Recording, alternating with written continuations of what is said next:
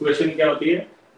P of xy z small p plus Q of xy z small q is equals to R of xy z, where P is equals to del z over del x, Q is equals to del z over del y.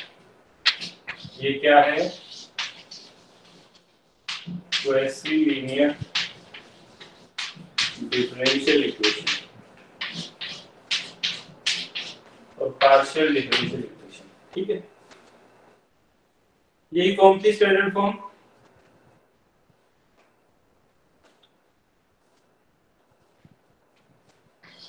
Sign square x y p plus cos z x q is equals to x square plus y square into z। ये equation बताओ, linear है, semi linear है या quasi linear है? Sir ये linear भी है, quasi linear भी है, सेमी लीनियर भी है। अच्छा, और कोई?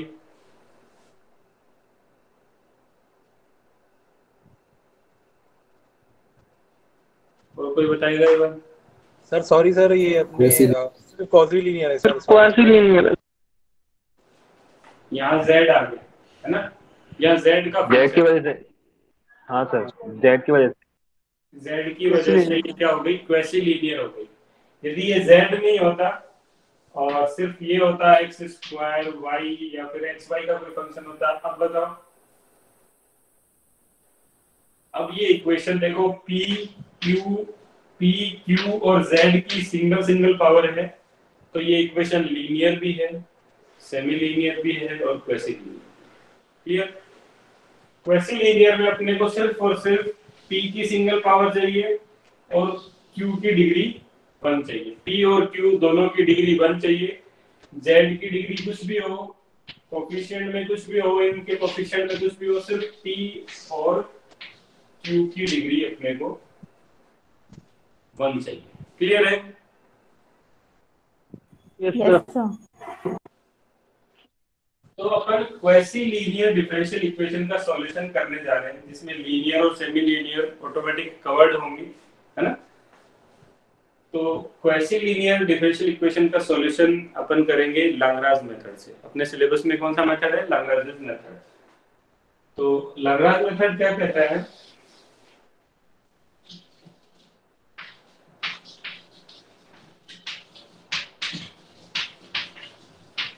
लाग्रांज मेथड क्या कहता है? dx upon capital P dy upon q dz upon r x y z। इसको Lagrange auxiliary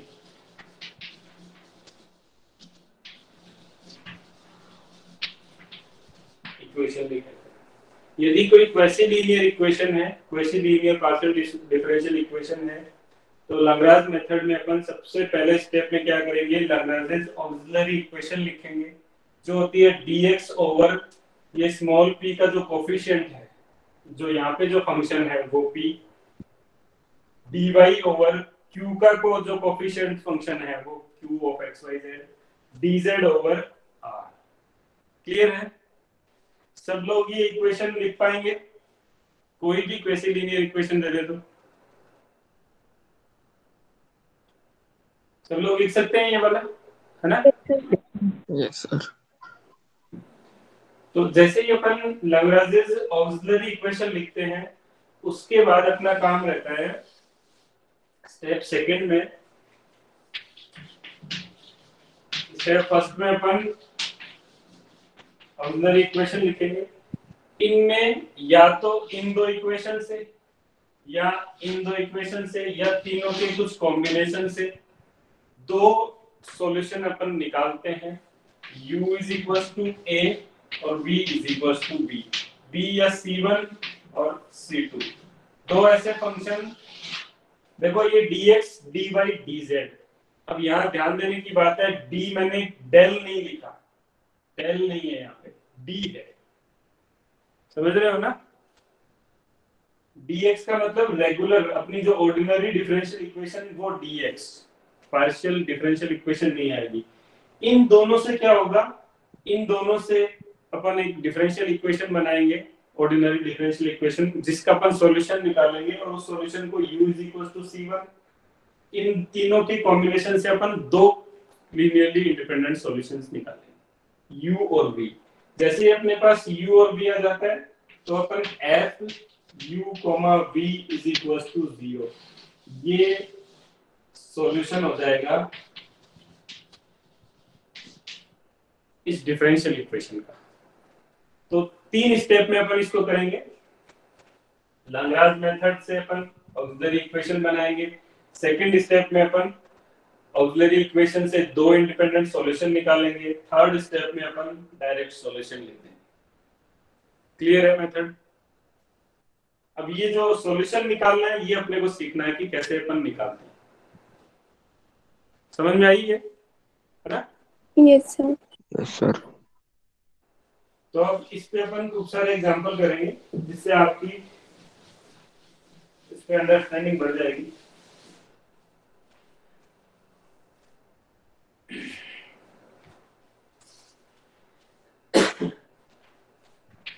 x² p plus y² q = x plus y z। अब ये बताओ लीनियर है, सेमी लीनियर है या क्वासी लीनियर? पहले तो ये बताओ। नो सर, तीनों तीनों है ना, लीनियर भी है, सेमी लीनियर भी है, क्योंकि पावर तीनों की p, q और z की 1 बना दी। ठीक है। अब सेकंड स्टेप में, फर्स्ट स्टेप में अपन क्या करते हैं, लाग्रांज मेथड से सॉल्यूशन के लिए लाग्रांज ऑक्सिलरी इक्वेशन लिखते हैं। इक्वेशन क्या होती है, dx अपॉन p, यहाँ पे x² dy upon q y² dz upon x plus y into z। यही होगी क्या ऑक्सिलरी इक्वेशन? Yes sir. यहां तक तो किसी को डाउट नहीं आना चाहिए। P ये है, Q ये है और R अपने पास ये है। यहां तक अपन आराम से पहुंच जाएंगे। ठीक है। अब देखो सर इन दो को देखो।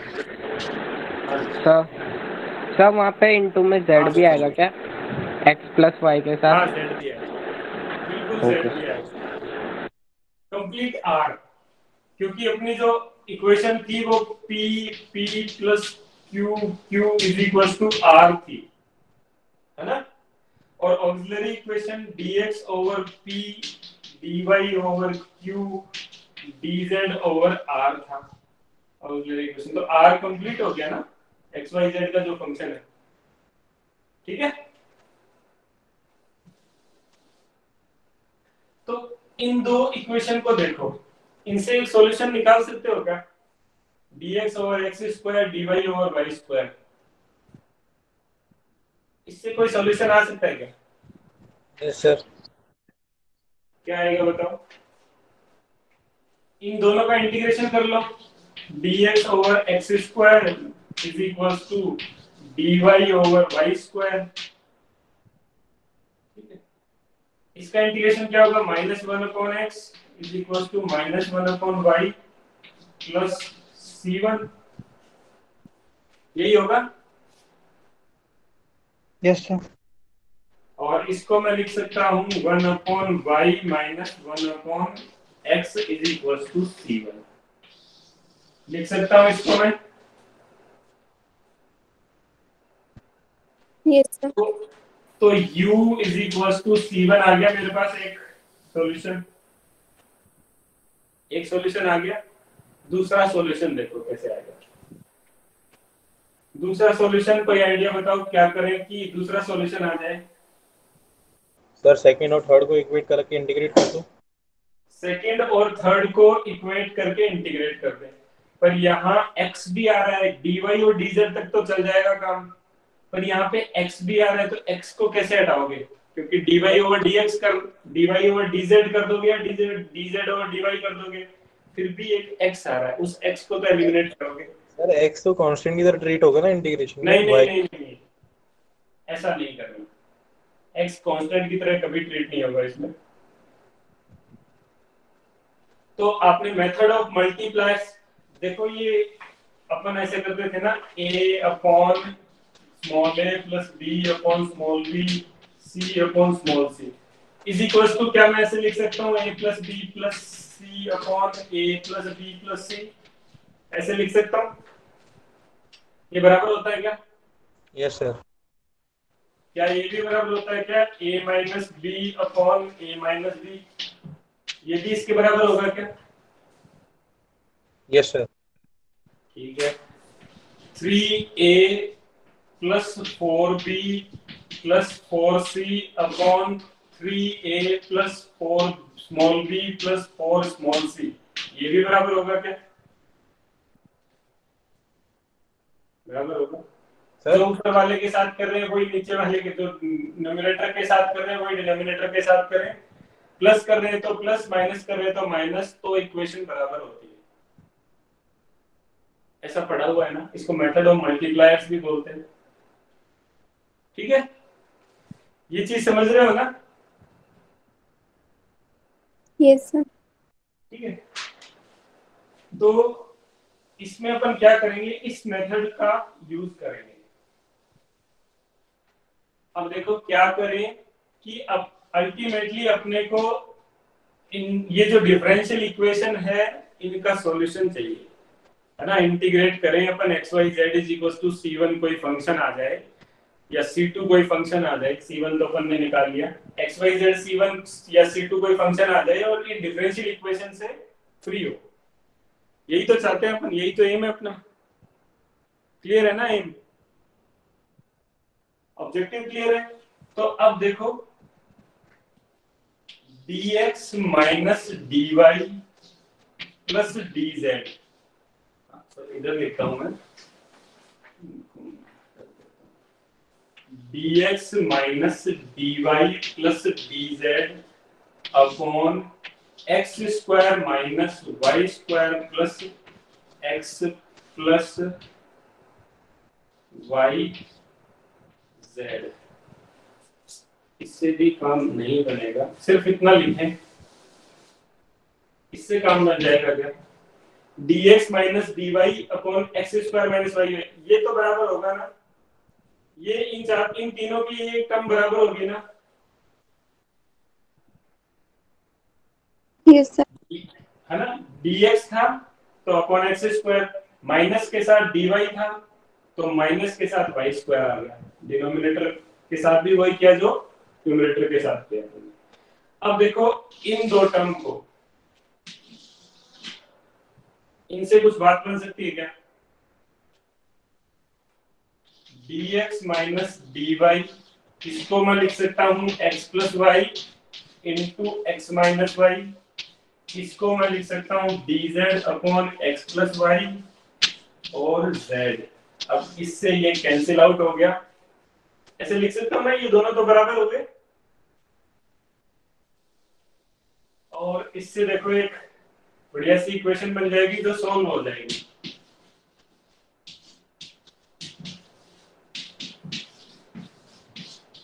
अब बताओ ये सॉल्वेबल है या नहीं है?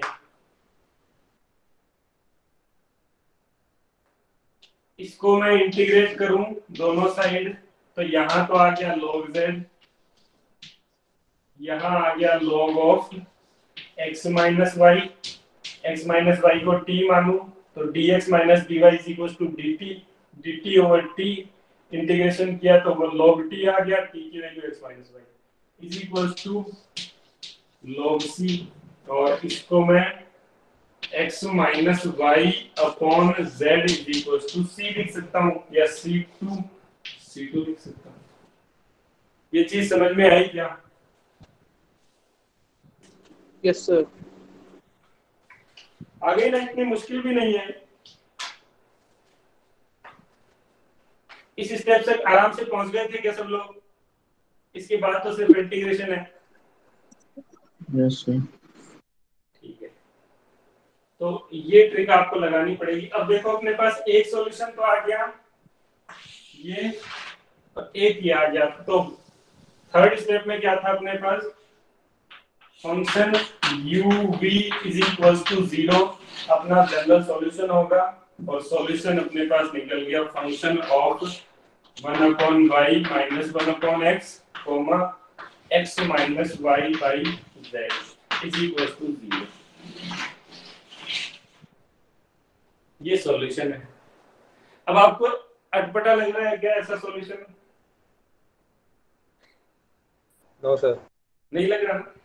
क्यों नहीं लग रहा? क्योंकि अपन ने कल ही एक ऐसा फंक्शन था कि ऐसे फंक्शन की अपन ने डिफरेंशियल इक्वेशन बनाई थी। इस टाइप के फंक्शन की डिफरेंशियल इक्वेशन बनाई थी ना? Yes sir. डिफरेंशियल इक्वेशन इस टाइप के फंक्शन की बनती है तो उसका सॉल्यूशन भी तो होगा, फंक्शन भी तो एग्जिस्ट करता है। तो इस टाइप का सॉल्यूशन भी पार्शियल डिफरेंशियल इक्वेशन का सॉल्यूशन होता है, और इससे अपन पार्शियल डिफरेंशियल इक्वेशन भी बना सकते हैं। समझ में आया सर? हाँ जी सर ये दोनों अपने फंक्शन निकाले u और v, और उसको फिर अपन ने जब कंबाइन करा तो कांस्टेंट्स कहाँ गए? अपन ने तो इक्वेट 0 कर दिया। कांस्टेंट हटा दिया अपन ने। ये मेथड ऑफ लाग्रांज मल्टीप्लायर, ये सॉरी ये लाग्रांज मेथड ये कहता है कि u 0 से इसको u बोलेंगे is equal to c1, u is equal to है अपना c1, v is equal to है c2। तो ये यदि अपने को मिल जाए तो function of u comma v is equal to 0। भाई u माइनस c1 करोगे तो भी तो फंक्शन u ही आ गया। Yes sir. फंक्शन में ले रहे हैं ना अपन, तो उसको फंक्शन में तो कांस्टेंट को फ्री कर सकते हैं अपन। तो function of u comma v is equal to 0 अपना सॉल्यूशन हो गया। क्लियर है? तो इस चैप्टर में आपको सबसे बड़ी समस्या क्या आएगी, डिफिकल्टी क्या आएगी बताओ? u और v फाइंड करना। u और v फाइंड करना बस। तो u और v फाइंड करने के लिए आपको ट्रिक्स लगानी पड़ेगी, और ट्रिक्स भी सिंपल है, ऐसा कुछ नहीं। एक और एग्जांपल देते हैं, उससे करो एग्जांपल।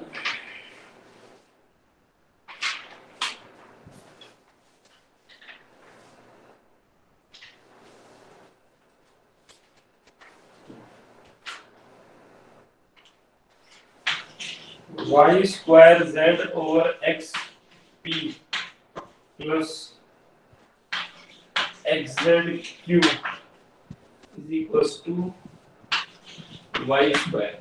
क्वेश्चन लीनियर इक्वेशन है, क्योंकि क्वेश्चन लीनियर इक्वेशन की यही कंडीशन चाहिए अपने को कि p और q सिंगल पावर में होने चाहिए। लीनियर है क्या?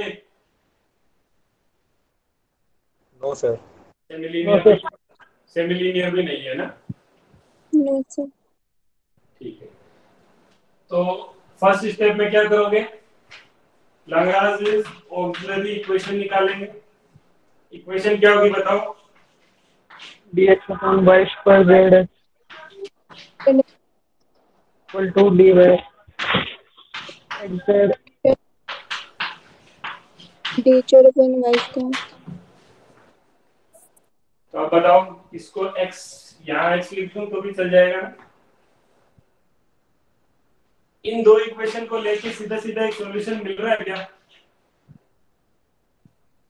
देखो y स्क्वायर से y स्क्वायर कैंसिल आउट हो जाएगा, दोनों इक्वेशन में x और z ही कोफिशिएंट रहेंगे, तो उनको मैनेज कर सकते हैं अपन,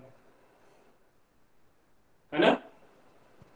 yes sir इन दोनों इक्वेशन को लिखो x dx over y square z dz over y square, ये कैंसिल आउट हो गया, और ये हो गया x dx minus z dz is equal to 0, x square minus z square is equal to c1 by 2 को भी मैं उधर ले गया, कांस्टेंट को क्लब किया और c1 लिख दिया।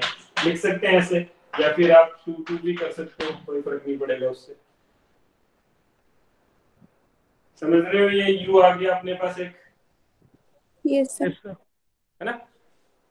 अब v निकालो, v किससे निकालोगे?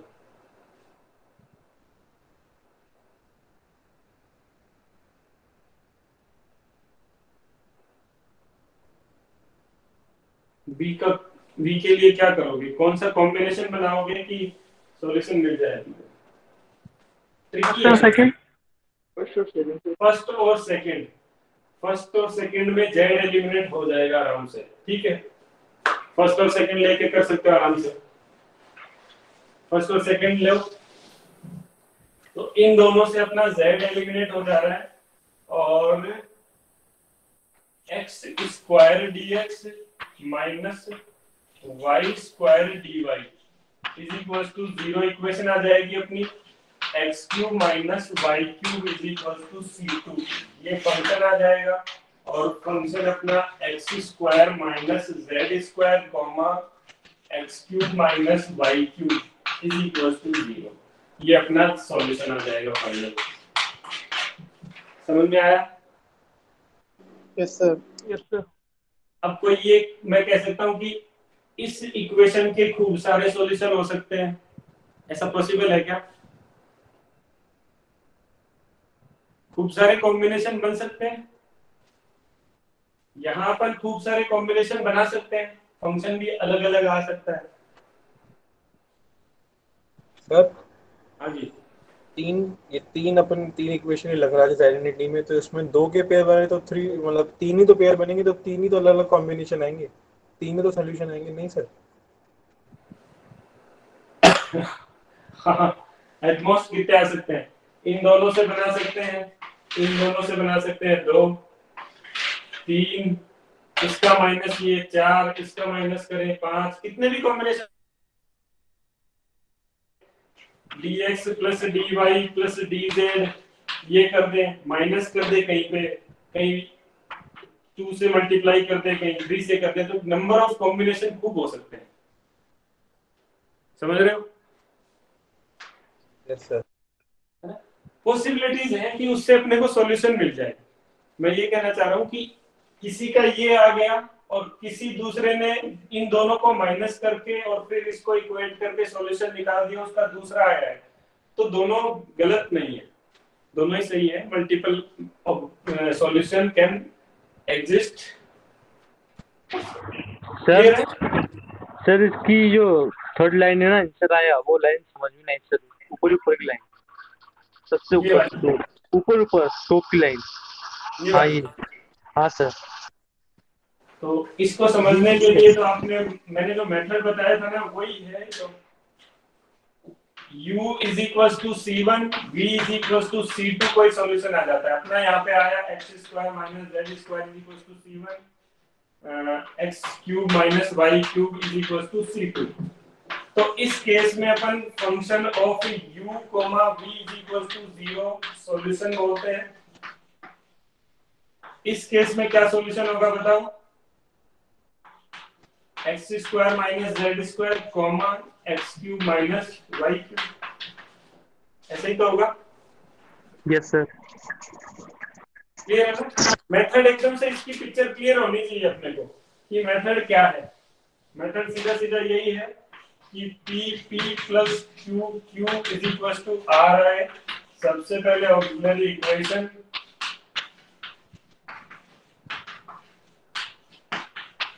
दो सॉल्यूशन, फिर u v is equal to 0 solution. Clear है?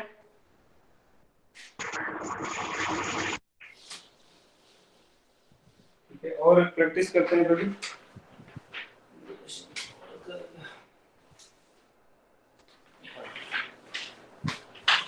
dx over y plus z, dy over x plus z, dz over x plus y।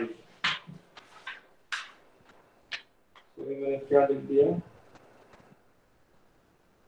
सीधी ऑक्सिलरी इक्वेशन नहीं लिख दी,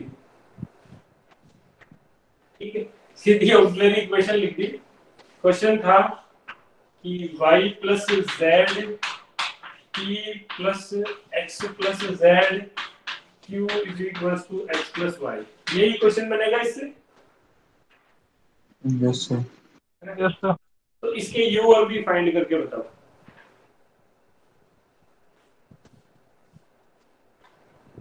बड़ा इंपॉर्टेंट मेथड है, इसमें से क्वेश्चन हर बार आता है एग्जाम में।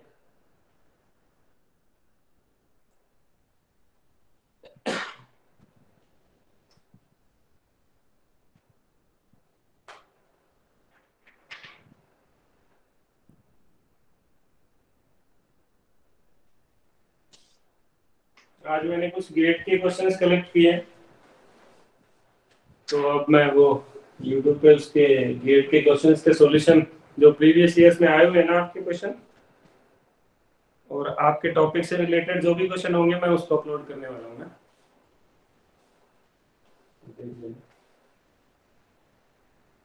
डिफरेंशियल इक्वेशन के क्वेश्चंस भी आएंगे इसमें, थोड़ा थोड़ा किया है कुछ। सॉल्यूशन बताओ इसका।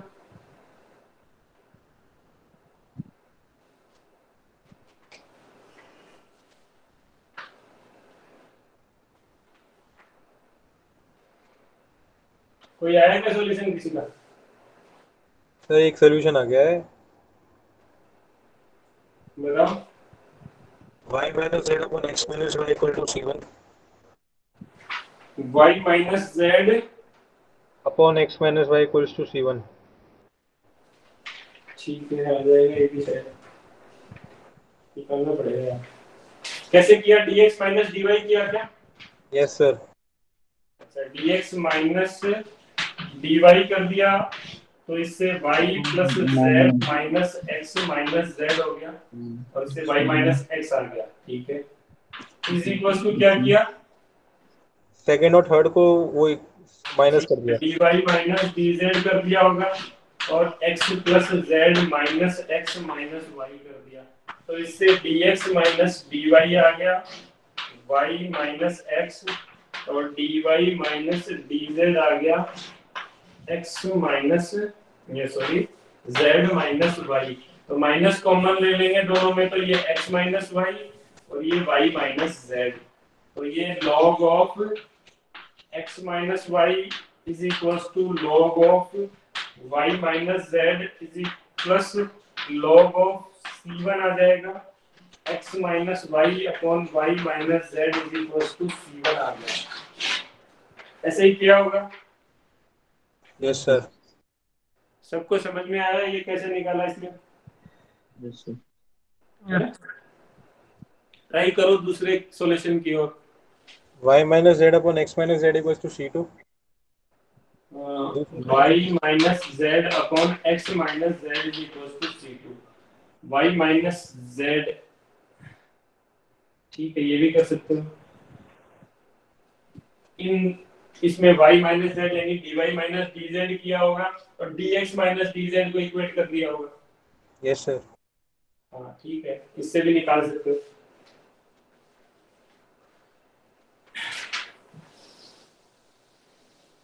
इससे निकालते हैं हम, तो dx माइनस dz किया, तो अपने पास आ गया y plus z minus x minus y, और dy माइनस dz किया, तो x plus z minus x minus y, dx minus dz over क्या आ जाएगा इससे, y cancel, z minus x आ गया, और dy माइनस dz करने से z माइनस y हो गया, और ये वैसे ही अपना x minus z over y minus z is equal to c2 आ गया। तो c1 और c2 आ गया, तो ये हो गया अपना u, ये हो गया v। सॉल्यूशन आ गया कंप्लीट। ऐसे भी कर सकते हैं कि इसको dx plus dy plus dz, ये देखो इससे क्या आता है, dx plus dy plus dz, इससे upon x plus y plus z का whole square. x plus y plus z आ जाएगा, और इधर मैं कर दूं dx माइनस dy, या फिर dy माइनस dx करें तो ये आ जाएगा y माइनस x।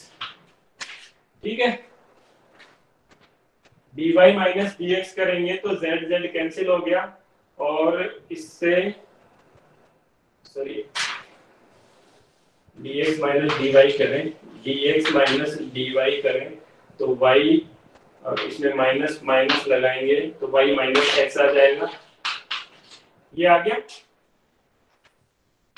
इसको लेके भी बना सकते हैं क्या सॉल्यूशन?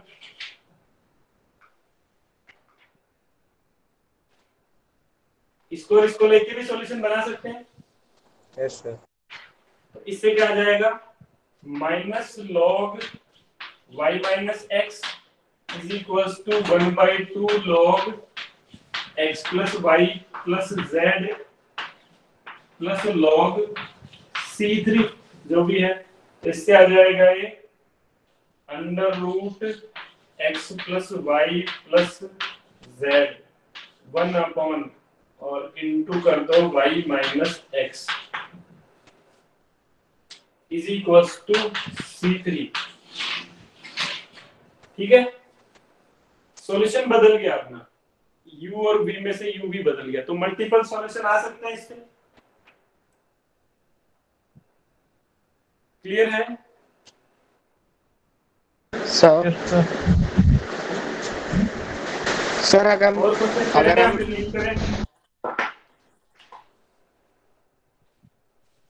और भी क्वेश्चन करेंगे इसके?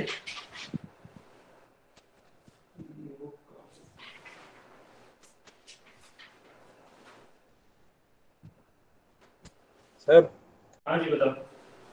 सर पॉजिलिनियर जो अपने को अपन सॉल्व कर रहे हैं, अगर इसमें कांस्टेंट्स भी आ गए ए बी सी या कोई आर्बिट्री कांस्टेंट भी आ गया तो वो भी इंक्लूड होगा सोल्यूशन में।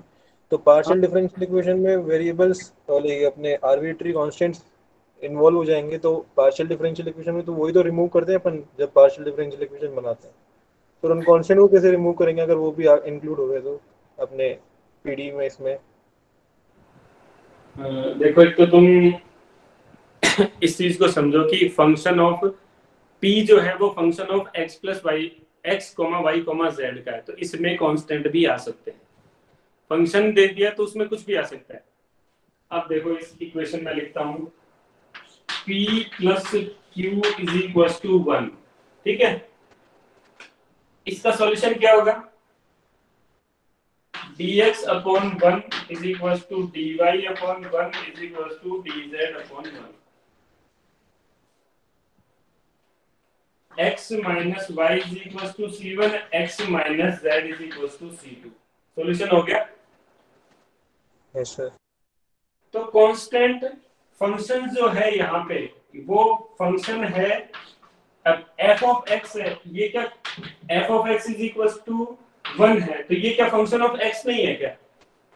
इसको मैं फंक्शन ऑफ y भी बोल सकता हूँ, फंक्शन ऑफ x भी बोल सकता हूँ। कांस्टेंट तो ऐड हो सकता है।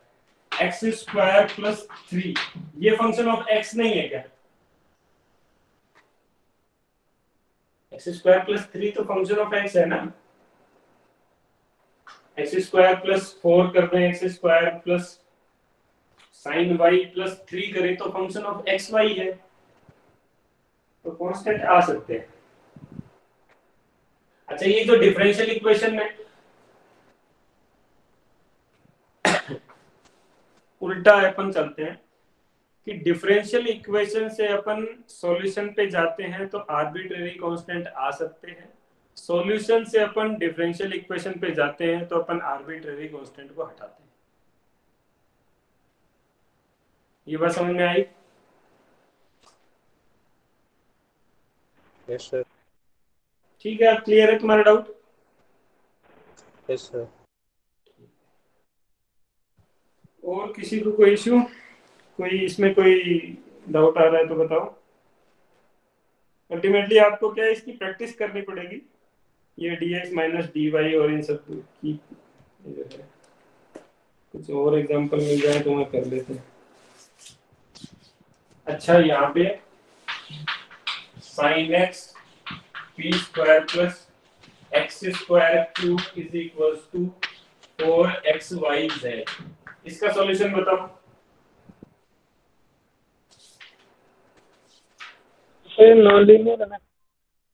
ये लीनियर इक्वेशन ही नहीं है तो इसका सॉल्यूशन सर आपने अभी तक तो बताया ही नहीं है, यही तो हुआ। तो सिर्फ और सिर्फ क्वेसी लीनियर इक्वेशन के लिए ही ये सॉल्यूशन है, नॉन लीनियर अपना नेक्स्ट चैप्टर है। उससे करेंगे तुम। एक अच्छा एग्जांपल मिला है।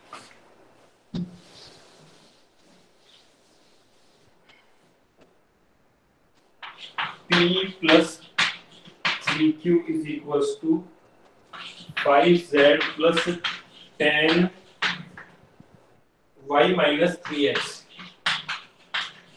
इसका सॉल्यूशन बताओ फटाफट।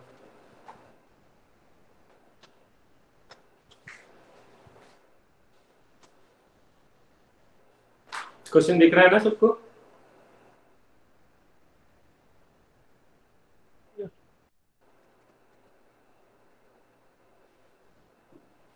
ऑक्सिलरी इक्वेशन लिखेंगे अपन dx upon 1 dy upon 3 dz upon 5z plus 10 y minus 3x।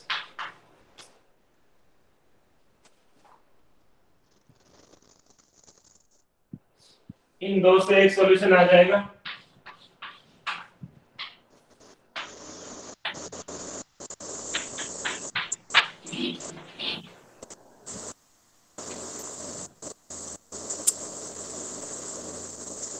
आशीष तुम्हारा माइक म्यूट कर लो ना।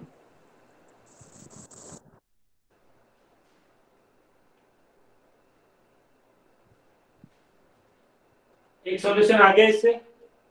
Yes sir. दूसरा सॉल्यूशन y माइनस 3x कहीं दिख रहा है क्या तुम लोगों को?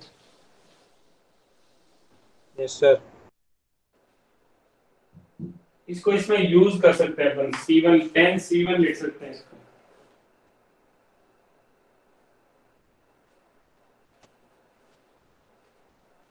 इसको कैसे करेंगे? dx is equals to dx upon 1 is equals to dz upon 5z plus 10c।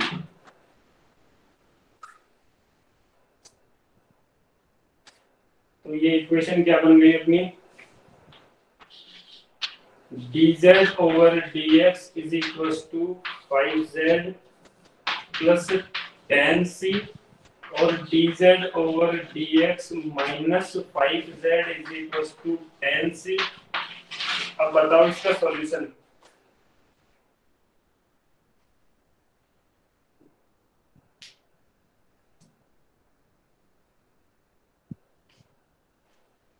इसका सॉल्यूशन है ना, मेरे को कांस्टेंट कोएफिशिएंट की लीनियर डिफरेंशियल इक्वेशन से निकाल के बताओ। ये first order linear differential equation है, अपन सब जानते हैं। इसका सॉल्यूशन होता है e to the power minus px आ जाएगा is equals to integration e to the power minus px या प्लस px आ जाएगा और 10c dx आ जाएगा, है ना। फर्स्ट ऑर्डर पार्शियल ये लीनियर डिफरेंशियल इक्वेशन है। इसका सॉल्यूशन आप कांस्टेंट कोएफिशिएंट की लीनियर डिफरेंशियल इक्वेशन से CF/PI निकाल के बताओ। CF क्या होगा? ऑक्सिलरी इक्वेशन क्या होगी इस इक्वेशन की? समझ रहे हो क्या मैं क्या पूछने जा रहा हूँ, आप क्या करवाने जा रहा हूँ आपको? Sir m-5 = 0। ठीक है। m ये हो गया अपना d-5 z is equals to 10c equation हो गई। ऑक्सिलरी इक्वेशन लिखेंगे तो m-5 is equals to 0, m is equals to 5। CF इसका आ जाएगा क्या? C1 e to the power 5x, यही आएगा CF। जेड आएगा ना सर? जेड सर, जेड आएगा। dz over dx है। हाँ सर, एक्स ही आएगा। x ही आएगा। और pi कैसे निकालेंगे? 10c upon d minus 5 e to the power 0 x लिख दें इसको यहाँ पे। 10c तो कांस्टेंट है एक तरह से, ये तो कांस्टेंट हो गया। और e to the power 0 x लिख दें। e to the power x का सॉल्यूशन क्या होता है? 10c अपॉन d की जगह जो ये 0 जो x के साथ जो कोफिशिएंट होता है वो हो जाएगा, तो 0 minus 5 is equals to 10c upon 5, वो भी माइनस का। तो z is equals to CF plus PI solution हो जाएगा। और c1 e to the power 5x minus 10c by 5। ये z is equal to solution हो गया कि नहीं हुआ बताओ? यस सर। और इसको मैं ऐसे लिख सकता हूँ z माइनस c1 की वैल्यू क्या 3 y minus 3x e to the power 5x is equals to c2। इसको c2 बोल दें तो ये अपना v हो गया, वो अपना u हो गया। Constant coefficient linear differential equation first order में भी काम करेगा, कंसेप्ट तो वही है। क्लियर है? Yes, sir. ठीक है, इस टाइप के कुछ एग्जांपल आपको करने हैं। 4-5 क्वेश्चन करोगे, प्रैक्टिस हो जाएगी और आपको याद भी हो जाएगा करना क्या रहता है इसमें।